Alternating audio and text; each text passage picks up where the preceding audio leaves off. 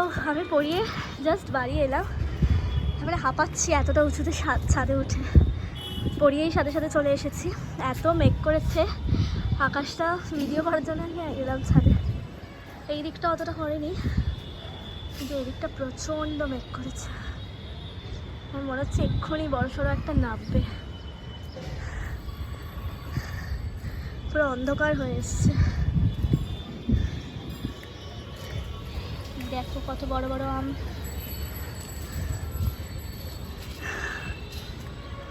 আজকে বৃষ্টি হলে একটু ভিজবো ভাবছি। আগের দিন গার্গি ভিজেছে, ওকে দেখে এত ভিজতে ইচ্ছে করছিল, তো দেখি বৃষ্টি নামুক আগে।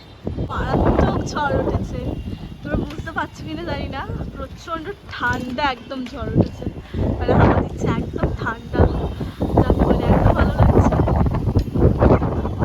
কি বলবো। দেখো কিছুক্ষণ আগেও যেটুকু পরিষ্কার ছিল এখন আরও পুরো কালো হয়ে এসছে, বৃষ্টি পড়ছে, ফাইনালি বৃষ্টি পড়ছে ফোটা ফোটা। তো যাই হোক একটু জোরে বৃষ্টিটা আসুক, তারপর নিচে চলে যাবো।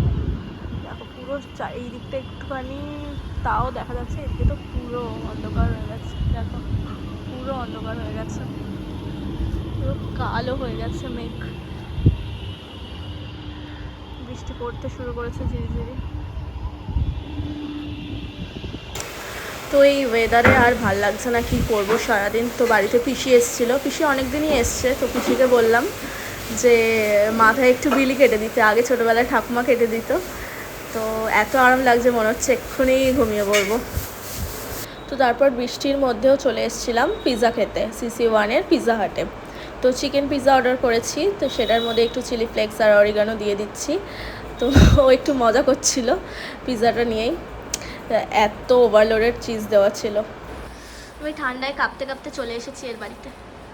বাড়িতে থাকতে একটুও ভালো লাগে না, এত বৃষ্টি পড়ছে তাও চলে এসেছি। তো তো রাস্তায় বেরোবি কেন এত বৃষ্টির মধ্যে? সবসময় সিটি সেন্টার গেলে এই হয়। সে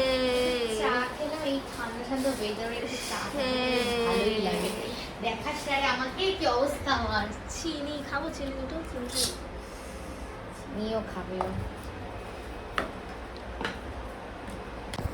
পড়ে যাচ্ছে ফোনটা ব্লক করতে গিয়ে। কি বলছিস? বলছি ময়দা খাবি? ময়দাটাও ঢালছি। লুচি করে দে।